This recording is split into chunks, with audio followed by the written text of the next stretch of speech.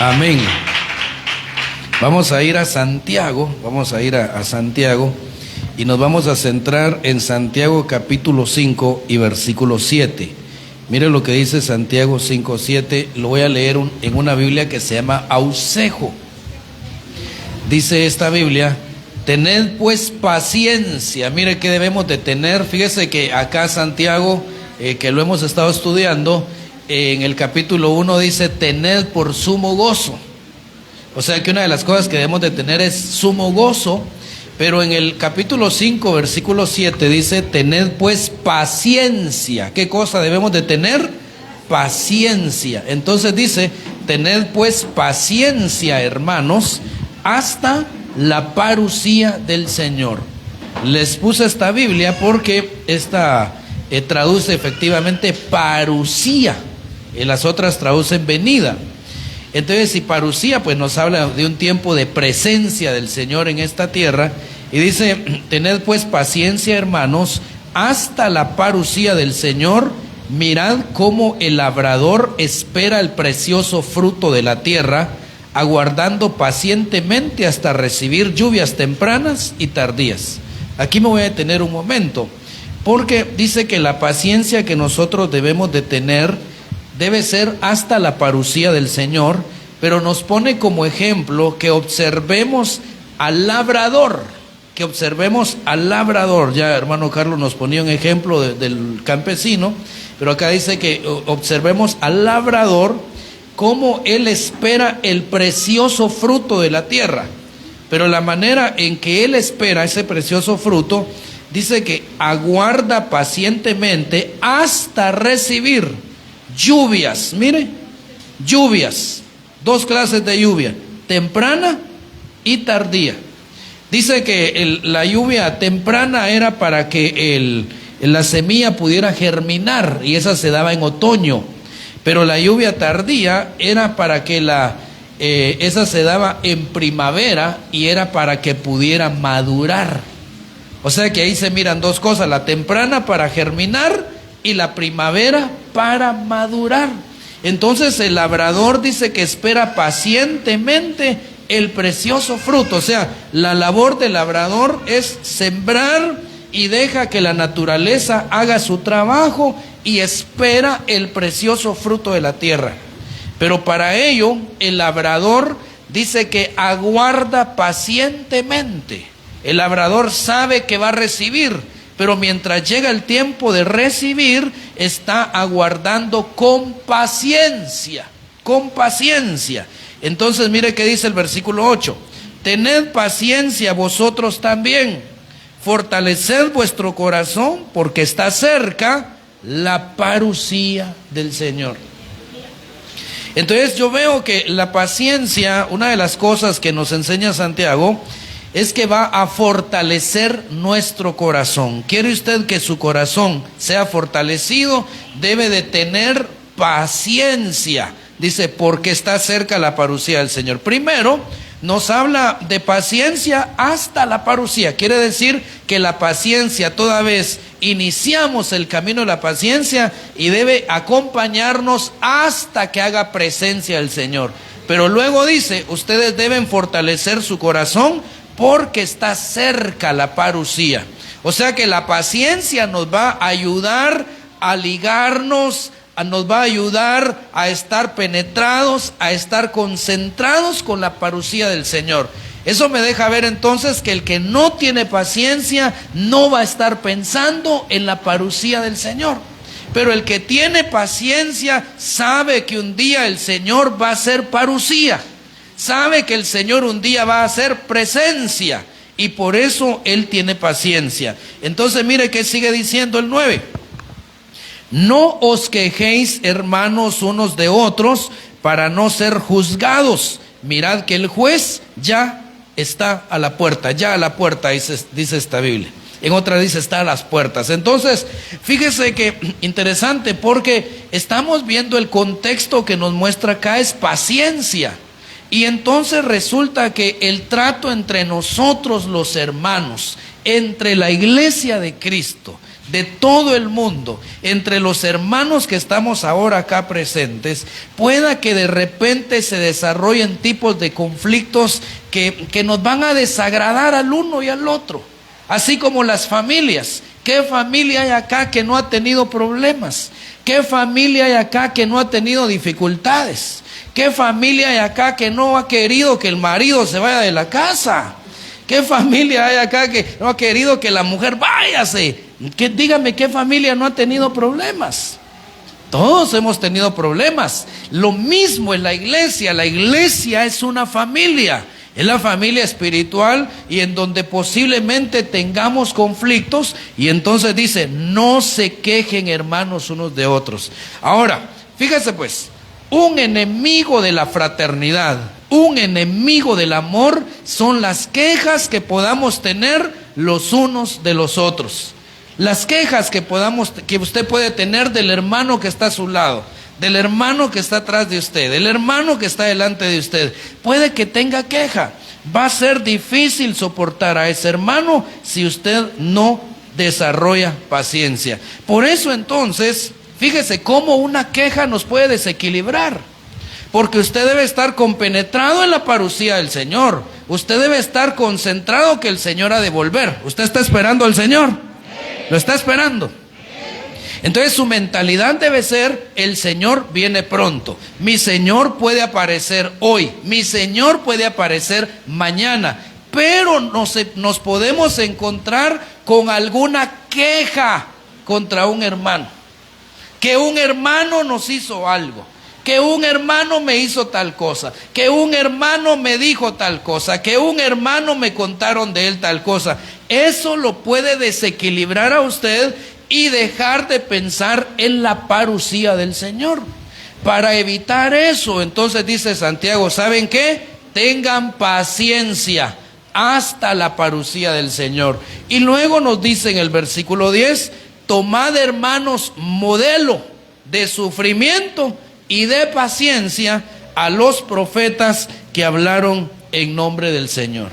Entonces nos está diciendo, miren pues, hermanos míos, dice Santiago, ustedes, miren hermanos, cuando el Señor haga parucía, Él lo que va a traer a nosotros, fíjese pues, las parucías del Señor primero es una venida secreta.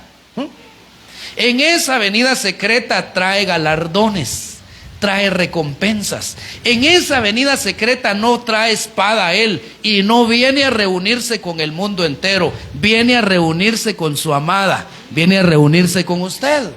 Entonces cuando Él descienda del cielo va a venir cargado de galardones y de recompensas. Entonces usted debe esperar la parucía de Él confiado en que usted va a recibir galardones. Entonces, si usted está confiado que va a recibir galardones, debe de tener paciencia. Y entonces aquí viene otro aspecto. ¿Y cómo debe ser mi paciencia? Bueno, dice, ¿saben qué? Van a tomar ustedes un modelo. El Señor siempre nos ha puesto modelos. Casi en toda la eternidad, desde la eternidad Él ha puesto modelos. Por ejemplo, a Satanás dice que a él lo habían puesto como modelo de perfección. Falló, lo desecharon. Nos han puesto como un modelo de amor, de mansedumbre, de humildad a Jesús. Pero un modelo de paciencia y de sufrimiento a los profetas, dice. Ténganlos a ellos como modelos y si ustedes aprenden de ellos esa paciencia, van a lograr los galardones de la parucía. Entonces vamos a ver, yo le puse al tema, modelos de paciencia. Pero antes de ver los modelos de paciencia, yo les quiero mostrar tal vez unos ejemplos de modelos de impaciencia primero. Solo se los voy a platicar. Les voy a poner acá para que usted busque la cita, porque no nos da tiempo, solo se los voy a contar yo. El primer modelo que veo es Israel en el monte Sinaí, cuando Moisés sube a encontrarse con el Señor, y entonces dice que Moisés tardaba en descender, y entonces el pueblo de Israel se impacientó. Y entonces va con Aarón y le dice, ¿sabes qué? No sabemos qué le pasó a Moisés, saber qué le pasó a Moisés. entonces hagámonos dioses que vayan delante de nosotros. Entonces vino Aarón y les dijo, ¿saben qué? Traigan los zarcillos. Y dice que se los llevaron, y entonces viene Aarón y le dio forma y salió un becerro, el famoso becerro de oro. Fíjese qué tremendo, el pueblo de Israel al pie del monte ahí, haciendo su becerro. En el monte allá está Moisés en comunión con Dios. Ahí se dejan ver dos tipos de personas: unos en comunión con Dios, juntamente con Josué, y los otros prostituyéndose con el becerro. Y entonces viene el Señor y le habla a Moisés y les dice, desciende, porque el pueblo que salió de Egipto prontamente se ha corrompido. ¿Cómo fue eso posible si hace unos días Israel se había encontrado con el Señor en el Sinaí? Lo vieron presente, dice que aquel monte temblaba porque Dios estaba ahí, y días después estaban pidiendo hacer un becerro. Ahí el Señor se desagradó del pueblo de Israel y le dijo a Moisés que le permitiera destruirlos. Iba a ser un nuevo pueblo. Y le dijo el Señor, y le dijo Moisés, dice que se puso a interceder por el pueblo de Israel. Modelo de impaciencia, Israel. Otro modelo de impaciencia, Saúl. ¿Sabe cuándo? Cuando ofreció el sacrificio que no le correspondía. Y aquí tenemos que ver varias cosas, porque ahí en primer libro de Samuel 13 dice que Saúl ya estaba reinando. Él tenía a unos soldados, su hijo Jonatán a otro equipo de soldados. Y entonces dice que Jonatán atacó la guarnición de los filisteos. Eso quiere decir, hermano, que hay tiempos donde debemos hacer la guerra y tiempos donde no debemos hacer la guerra. Debemos esperar la orden de Dios. Miramos como ejemplo a Pablo, aquella mujer que tenía un espíritu de adivinación. Dice que por muchos días seguía a Pablo, pero Pablo no la liberó inmediatamente. Hasta que desagradando a Pablo, dice, entonces echó fuera el espíritu de adivinación. Entonces hay momentos donde se tiene que hacer la guerra y hay momentos donde hay que esperar la orden de Dios. Entonces viene Jonatán, atacó la guarnición de los filisteos, y entonces todos los filisteos se reunieron para ir en contra de Israel.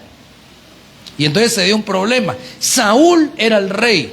Y de repente empieza a ver Saúl que todos los filisteos, dice que llevaban 30,000 carros. 30,000 carros y un sinnúmero de filisteos como la arena del mar, dice, se reunieron en batalla contra Israel. Y entonces viene Saúl y empieza a ver que allá está el ejército enemigo y de este lado está el pueblo de Israel. Y dice que se empezaron a meter en cuevas, en cavernas, se empezaron a meter en ¿cómo se le llaman? Sótanos, dice una Biblia. Se empezaron a meter en sótanos, se empezaron a esconder, empezaron a desertarse. Cuando Saúl vio eso y que el pueblo de Israel estaba temblando, cuando Saúl vio eso, dice que dijo, se me está desertando el pueblo. Se puso a pensar él que se le estaba desertando el pueblo. Entonces, y Samuel no ha venido. Samuel le había dicho a Saúl que lo esperara 7 días. Se habían cumplido los 7 días y Samuel no llegaba. Eso nos deja ver, hermano, que a veces podemos estar enfrentando batallas espirituales y no miramos respuesta de Dios. Samuel, el profeta, no llegaba. Entonces vino Saúl, yo me imagino que empezó a pensar, bueno, qué irresponsable el profeta, no viene, así que yo voy a hacer el sacrificio y voy a buscar el favor de Dios y luego me voy a la guerra. Entonces dijo, tráigame el sacrificio, y él presentó el sacrificio. Terminando de ofrecer el sacrificio, se apareció Samuel. ¡Ja! ¡Qué tremendo! ¿Sabe qué le dijo Samuel? Neciamente has actuado, le dijo. Hoy tu reino hubiera permanecido, pero ahora tu reino no será estable, porque el Señor se ha buscado a un nuevo rey conforme a su corazón para hacerlo príncipe. Ahí fue cuando empezó a buscar a David. Ejemplo de impaciencia, Saúl, ofrecer algo que no le correspondía. Otro ejemplo de impaciencia, Demas. Demas era un colaborador de Pablo.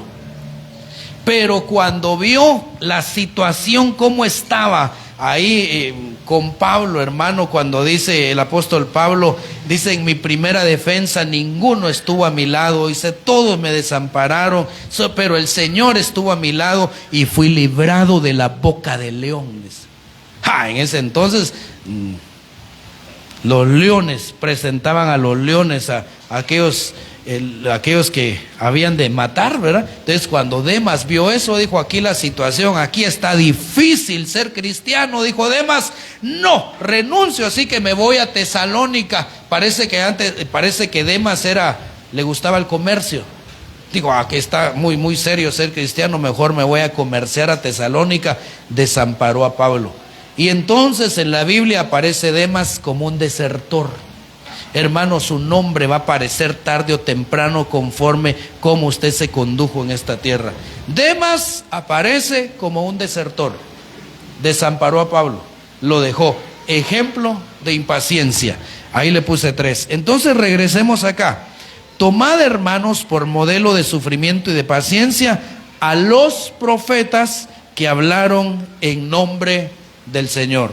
Y luego pasa a decirnos en el versículo 11: mirad cómo proclamamos dichosos a los que fueron constantes. ¿Habéis oído hablar de la paciencia de Job? ¿Cuántos han oído hablar de la paciencia de Job? Entonces dice: habéis oído hablar de la paciencia de Job y habéis visto el fin que le dio el Señor, porque el Señor es compasivo y misericordioso.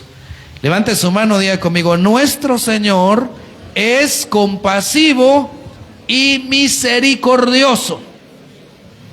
No importa la situación que le esté pasando a usted, si usted aguanta con paciencia, porque hay un pasaje que hemos mencionado siempre, ¿verdad? No para siempre se trilla el trigo. ¿Cómo es que dice aquel su dicho, hermano Jorge? No hay enfermedad. ¿Cómo es que dice? No hay enfermedad que dure 100 años, ni paciente que los aguante. Por muy grave que sea la enfermedad, no va a durar 100 años. O se cura, o se lo llevan, pero no dura 100 años. Así que debemos de tener paciencia. Por muy dura que esté pasando usted una prueba, va a salir de ahí. Dígale, hermano, que por muy dura que sea tu prueba, vas a salir de ahí. Vas a salir de ahí. Por muy dura que esté la situación en su familia, va a salir de ahí. Hermano, ¿habrá alguno acá? Porque yo he oído historias en otras iglesias donde las mujeres oraron por el marido. Conocí el caso de una hermana que, mire, ese bandido era borracho, tomador, mujeriego, bailarín y todo lo que termina en in. Era tremendo. Y la hermana ya dándole a los cultos, y el marido parece que más se perdía y más se perdía y más se perdía. Hermano, y la hermana oró y oraba y oraba. Se convirtió el hermano Cristo. ¿Habrá alguno que tuvo un familiar así aquí y se convirtió? Allá hay una hermana. ¿Ya ve? ¿Ya veo que sí? Se convirtió. ¿Cuánto tiempo duró? ¿Cuánto tiempo? Ahí dale, Kenia. Gritá tú en vez de la abuelita.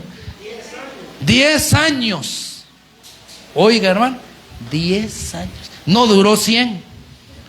¿Cuánto duró? 10 años. Pero ya tener paciencia, 10 años. Cardíaco, ¿va? Tenga paciencia. Dígale, hermano que está a su lado, tenga paciencia. Sí. No sea que por impacientes cometamos un error y nos perdamos de la parucía del Señor. Entonces dice: ¿habéis oído hablar de la paciencia de Job? Mire pues, ¿habéis oído hablar de la paciencia de Job? Y habéis visto el final que le dio el Señor. Porque a veces solo miramos el sufrimiento de Job, pero no miramos el final. Hay unos hermanitos que les gusta solo ver el sufrimiento de Job, pero no el final. A Job hay que verle el sufrimiento y su final. Porque todo el que sufre tiene un final dichoso. En Cristo, sin Cristo no. El final de Job fue dichoso. Dice, porque el Señor es compasivo y misericordioso. Mire, Job tuvo un final que lo vamos a ver ahorita, pero primero le voy a resumir la vida de Job. Mire pues, miremos el ejemplo de Job. Estamos viendo modelos de paciencia. Miremos primero el ejemplo de Job. Job se lo voy a resumir, hermano, porque ya se me fue el tiempo. Le vamos a ver 5 características a Job. Primero, aquí está resumido en el capítulo 1 hasta el capítulo 2. Eso usted lo puede leer en casa, eso le voy a resumir. Primero, los sabeos atacaron y mataron a sus siervos y se llevaron a sus bueyes y a sus asnas. Mire, Job llevaba una vida de rico. Job llevaba una vida de prosperidad. Job llevaba una vida familiar, si usted quiere, exitosa, le podemos llamar, no sé si está bien esa palabra. Job llevaba una vida en buen chapín, calidad. De repente le empezó a ir mal a Job. Dice que sus hijos estaban comiendo y bebiendo vino. ¿Y sabe qué hacía Job, hermano? Dice que al siguiente día se levantaba Job, ofrecía un sacrificio y decía, por si mis hijos pecaron. Presentaba sacrificio por sus hijos. Entonces, pero un día, hermano, un día, porque mire, Satanás dice que nos acusa día y noche delante del Señor. Por eso no deberíamos nosotros de ser tan confiados. Satanás, que el Señor lo reprenda, dice Apocalipsis, que acusa día y noche. Mientras usted está en el Facebook, lo están acusando. Mientras usted está navegando en las redes, ahí está, ya viste, mira pues, en vez de estar orando ese bandido, entonces lo están acusando. Acusa día y noche. Entonces se presentó a acusar a Job y entonces le dijo el Señor, ¿no has visto a mi siervo Job, que no hay otro como él? Dice que venían de rodear la tierra, ahí se metió Satanás y entonces dijo Satanás, ¿cómo no va a tener confianza Job en ti si está rodeado? Tiene 3 coberturas. Dice que Job tenía 3 coberturas. La primera era para él, la segunda era para su familia, la tercera era para sus bienes. O sea que ahí vemos 3 coberturas: personal, familiar y la otra, bienes. Estaba cubierto. Satanás iba con Job, no podía entrar. Se iba a sus bienes, no podía entrar. Se iba a su familia, no podía entrar, porque habían 3 coberturas.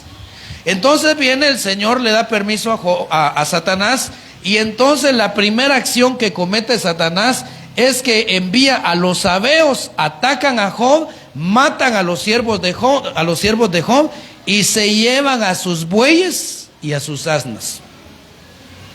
Terminando de hablar estaba este mensajero cuando llegó otro y le dijo a Job, fuego cayó del cielo y quemó a tus ovejas y a sus criados. Una tras otra. Terminando de hablar este mensajero que le llegó a decir que había caído fuego y que consumió a las ovejas y a los criados, se presentó otro mensajero y le dijo, los caldeos atacaron el campamento y mataron a tus criados y se llevaron a tus camellos. Tercera pérdida.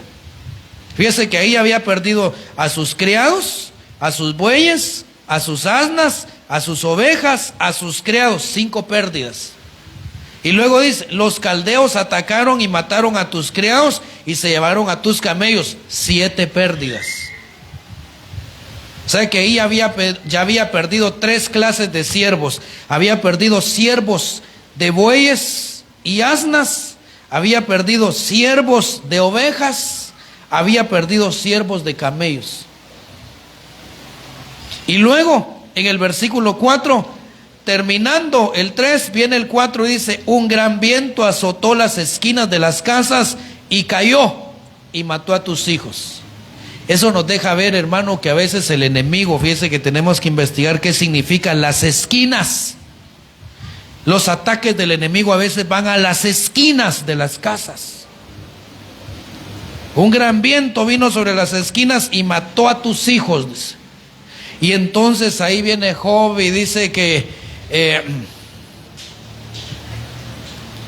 él empezó a proclamar. Ahí fue cuando dijo: desnudo salí del vientre de mi madre y desnudo he de volver. Se echó polvo sobre su cabeza. Pero entonces ya en el capítulo 2, hasta ahí no pudo vencerlo Satanás. Ahí no lo venció. Mire cómo estaba la fe de Job. No lo venció. Tuvo problemas con sus bienes, no lo venció. Tuvo problemas con su familia, no lo venció. Tuvo problemas en sus empresas, no lo venció. Entonces se presentó la segunda vez, la segunda oportunidad. Y dijo: ¿sabes qué? Piel por piel, le dijo. Y ahí fue cuando Satanás lo hirió con llagas malignas desde la planta del pie hasta la coronilla. Y allí empezó el proceso de Job, que ya en el capítulo 5, la mujer le dice a Job: ¿sabes qué, Job? Maldice a tu Dios y muérete. En pocas palabras, hasta yo ya me aburrí de ti. Y Dios no te mata, si lo maldices te va a matar. Y entonces viene Job y le dijo: como una mujer necia has hablado, como una mujer insensata, le dijo. Si recibimos de Dios lo bueno, ¿cómo no hemos de recibir lo malo? Le dijo. Pero ahí no era Dios. Pero entonces miremos, esas serían las pruebas de Job. Hermano, por muy dura que usted esté pasando una prueba, le aseguro que no la está pasando a la manera de Job.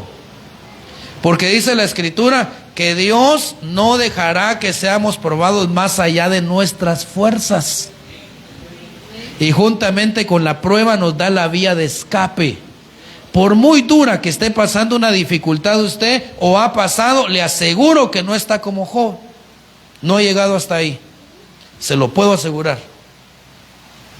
Pero mire, Job, le vino esa tremenda prueba. Son 5, veo ahí, acciones contra Job. Pero si miramos el final dichoso de Job, porque ya vimos lo que le aconteció a Job, pero miremos su final dichoso.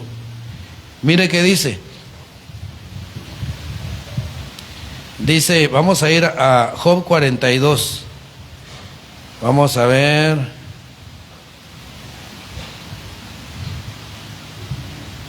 Mire, desde el versículo 7 empieza lo de Job.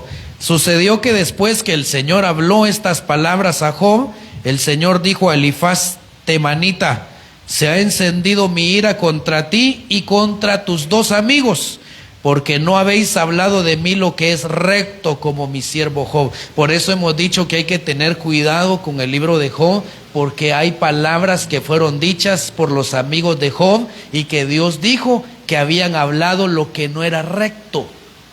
O sea, no porque esté en Job quiere decir que sean palabras rectas. Ahí está, mire, en el versículo 7. Le dice: porque no habéis hablado de mí lo que es recto. O sea, todo lo que leamos en Job tendríamos que ver quién lo dijo. ¿Lo dijo Job o lo dijeron sus amigos? Pero de los amigos de Job dice el Señor que no hablaron lo recto. No hablaron lo recto. Entonces dice en el 8: ahora pues, tomad 7 novillos y 7 carneros, id a mi siervo Job y ofreced holocausto por vosotros, y mi siervo Job orará por vosotros, porque ciertamente a él atenderé para no hacer con vosotros conforme a vuestra insensatez, porque no habéis hablado de mí lo que es recto, como mi siervo Job. Y Elifaz temanita y Bildad suita y Sofar naamatita fueron e hicieron tal como el Señor les había dicho, y el Señor aceptó a Job. Y el Señor restauró el bienestar de Job cuando éste oró por sus amigos. Mire, hermano, cuando alguien está enfermo, sería bueno que ore por otro enfermo. Mire, Job, cuando oró por sus amigos, dice que el Señor le restauró el bienestar. Y el Señor aumentó al doble todo lo que Job había poseído. Permitió que cayera en dificultades y en pruebas terribles, pero el Señor lo restauró y lo aumentó al doble, dice. Y luego dice el 11: entonces todos sus hermanos y todas sus hermanas y todos los que le habían conocido antes vinieron a él y comieron pan con él en su casa, se condolieron de él y lo consolaron por todo el mal que el Señor había traído sobre él. Cada uno le dio una moneda de plata y cada uno un anillo de oro.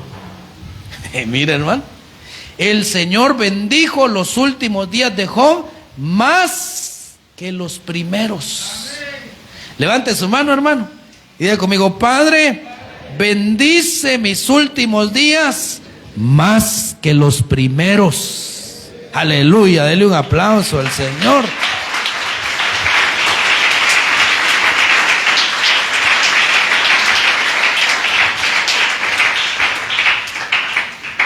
Yo siempre le he dicho al Señor, fíjese que así, si usted me pregunta, yo no me quisiera morir. Usted tampoco, ¿verdad? Nadie se quiere morir. Pero yo le digo al Señor, si algún día llegara a morir, quisiera ser como Abraham. ¿Sabe qué le dijo el Señor a Abraham?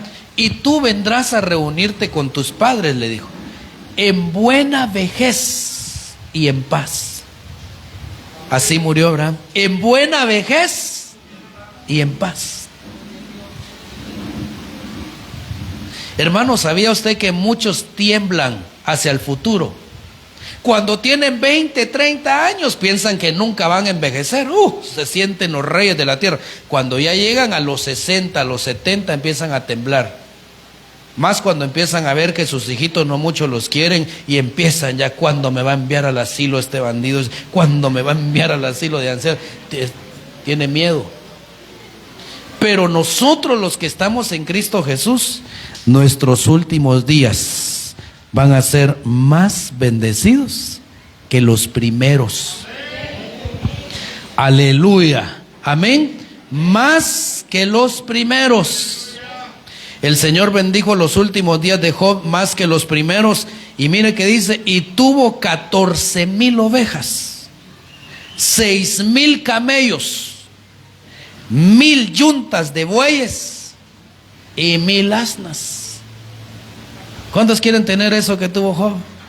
Aleluya. Estar ordeñando todos los días, nada que ir a comprar leche a la torre, ahí mismo.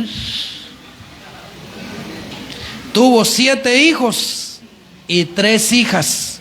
Llamó a la primera Gemina, a la segunda Cesia y a la tercera Queren Apuc. Fíjense qué interesante, porque en los primeros capítulos no se mencionan las hijas de Job. En el final se mencionan los nombres. Y en toda la tierra no se encontraban mujeres tan hermosas como las hijas de Job. Y su padre les dio herencia entre sus hermanos. Después de esa prueba vivió Job 140 años y vio a sus hijos y a los hijos de sus hijos. Eso es bendición. Que Dios le dé años a usted para ver a sus hijos y a los hijos de sus hijos. No ande diciendo que ya se va a morir. Tiene apenas 40 años y anda viendo la muerte. Que Dios le dé esa bendición de ver a sus hijos crecer y a los hijos de sus hijos. Eso es bendición. Bendijo a Job. Y entonces dice, y mire que dice ahí, y a los hijos de sus hijos hasta 4 generaciones. Luego murió Job, anciano y lleno de días. Qué hermoso morir así, maduro y lleno de días. Entonces consideremos la paciencia de Job, que fue probado, pero el Señor lo aumentó, lo restauró y le dio el doble. Le dio hijos e hijas, le dio una buena vejez y sus últimos días fueron mejores que los primeros. Usted debe esperar lo mejor en Cristo, hermano, no lo peor. Levante su mano y diga conmigo: en Cristo Jesús espero lo mejor para mi vida. Si usted está en Cristo, sí. Ahora, si no está en Cristo, pues de plano. Pero en Cristo, hermano, usted va a tener una buena vejez. Una buena vejez. Entonces, ese es el ejemplo de Job. Resulta entonces que cuando miramos nosotros esta palabra, ya para ir terminando, donde dice: tomad, hermanos, por modelo de sufrimiento y de paciencia Esa palabra paciencia resulta que cuando la investigamos en el original es la palabra macrotumia. Y macrotumia, pues cada vez aprendemos de esta palabra. Hoy le voy a leer según unos diccionarios acá. Dice que macrotumia significa largura de ánimos. Describe el espíritu constante que nunca cede.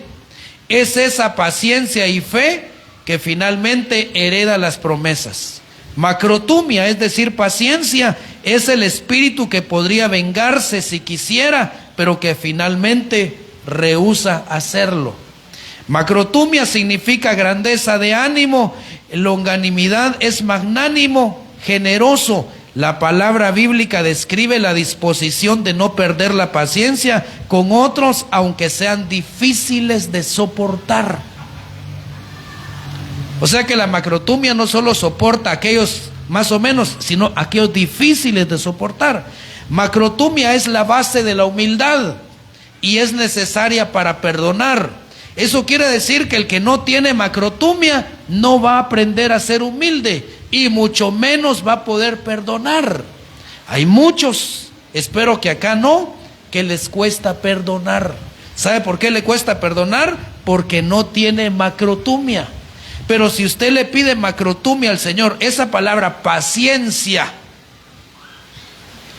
que algunas Biblias traducen como longanimidad, pero longanimidad a veces no la entendemos. Si no entendemos ni la palabra paciencia, mucho menos longanimidad. Entonces, esa longanimidad es macrotumia y dice que es la base de la humildad y es necesaria para perdonar y es necesaria para que no se interrumpa la comunión entre hermanos. O sea que para ser humildes necesitamos esa macrotumia. Para perdonar necesitamos esa macrotumia. Macrotumia siempre expresa paciencia ante personas hostiles. Y resulta, hermanos, que cuando revisamos esa palabra macrotumia, resulta que es un fruto del Espíritu. Mas el fruto del Espíritu es amor, gozo, paz, paciencia, macrotumia. Entonces, cuando nos dice Santiago allá, tomad por modelo de sufrimiento y de paciencia hasta la parucía, lo que nos está diciendo es, hey, busquen el fruto del Espíritu. Eso los va a conservar a ustedes hasta la parucía. Tienen que aprender a perdonar. Hermanos, lamentablemente, si usted vive con más de 2 o 3 personas, usted tiene que aprender a perdonar, porque más de algo le va a hacer esa otra persona. Más de algo. Usted va a caer tal vez en el error. Yo tuve un compañero, creo que ya le conté, compañero de universidad. Mire, en los 5 años que pasamos por la carrera, yo miraba que cada año nueva mujer. Bueno, vos, ¿y qué otra? Si vos, es que aquella me salió mala, ¿qué hago? Mala esa mujer. Siguiente año, mala esa mujer, vos vieras qué mujeres me consigo de la tercera. Y así. Ya después, a los años, lo encontré, ya iba por la 8ª mujer. Ese le ganó a la samaritana. Iba por la 8ª mujer. Y yo le dije, ¿vos qué pasó? Y me dijo, mira vos, me dijo, hasta ahora comprendí que yo creo que el problema soy yo, me dijo. Hasta la 8ª mujer se dio cuenta que el problema era él. Lo que pasa que siempre andamos viendo, nos hacen algo y parecemos vasitos de cristal que nos quebramos rapidito y luego no queremos perdonar. Nos llenamos de rencor y nos llenamos de amargura y empezamos a odiar. Y así corremos el riesgo de no ser arrebatados. Entonces dice el Señor, ¿saben qué? El Señor va a venir un día. El Señor va a hacer su parucía un día. Por eso deben aprender a tener paciencia. Y esa macrotumia los va a ayudar a perdonar. Yo quiero que usted piense ahorita, yo ya terminé. Ayúdame, hijo. Yo quiero que usted piense ahorita a quién tiene que perdonar. ¿A quién debe perdonar? ¿A quién debe perdonar? La vida cristiana es perdón. Es perdonar. Significa que nosotros perdonemos y que le digamos al Señor que Él nos perdone. ¿A quién debe perdonar usted? Mire, usted debe perdonar por dos cosas. La primera, si no perdona, usted mismo se va a hacer daño, porque no lo van a perdonar a usted. Se recuerda de aquel ejemplo de aquel siervo que le perdonaron la deuda y él no perdonó. Y dijo el Señor: así hará mi Padre, dijo, con aquellos que no perdonan. O sea que el que no perdona, no lo perdonan allá arriba.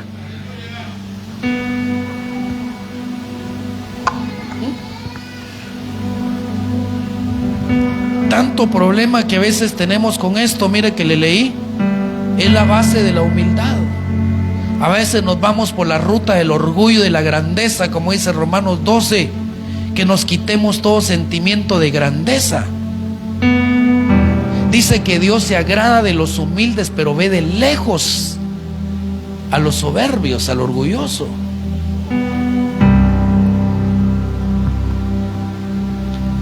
Fíjese que en una oportunidad estuvimos estudiando acá en las clases de amarguras y encontramos, hermano, que hay clases de amargura y que usted puede estar amargado. Pregunte al hermano que está a su lado, dígale: mira, hermano, de casualidad tú estás amargado, dígale, pregúntele.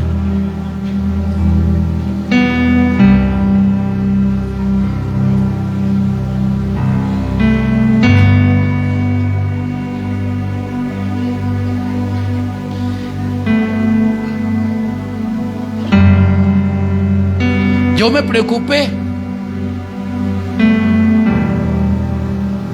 porque yo conozco a una persona que me contó su testimonio y dice que él se convirtió porque en el lugar donde él trabajaba, dice que le pareció curioso que su compañero de trabajo siempre tenía una sonrisa dibujada en el rostro y él no podía ser así. Ahora solo mírele el rostro que tiene al hermano que está a su lado. Míreselo.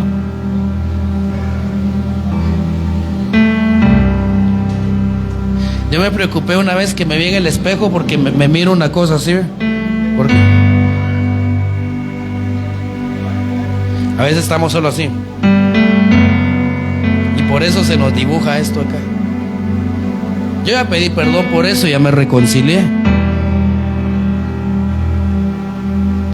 Pero ¿no será que es por falta de perdón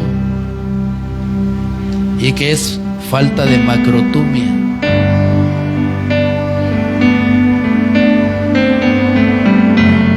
En el camino vamos a herir y nos van a herir. Lo que pasa es que nosotros recordamos más lo que nos hacen y no lo que hacemos. Si yo le pregunto a usted: hermano, mire, dígame qué daños y a qué personas le hizo daño usted en el año 2021. No recuerda. Me dice: no, que yo sepa, ninguno. Pero luego le pregunto: ¿quiénes le hicieron daño? Rapidito me lo dice. ¿Sí? No he terminado de hablar y ya me dijo los nombres. Pero le cuento que usted también ha herido.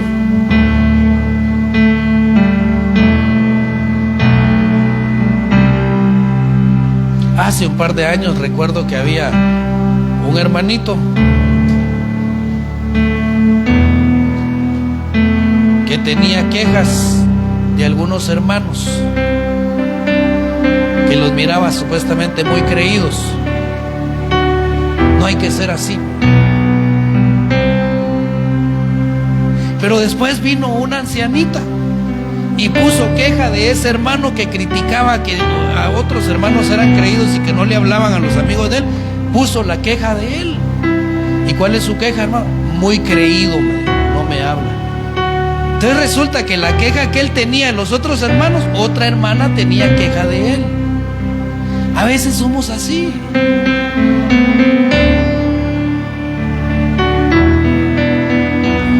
La única salida es macrotumia.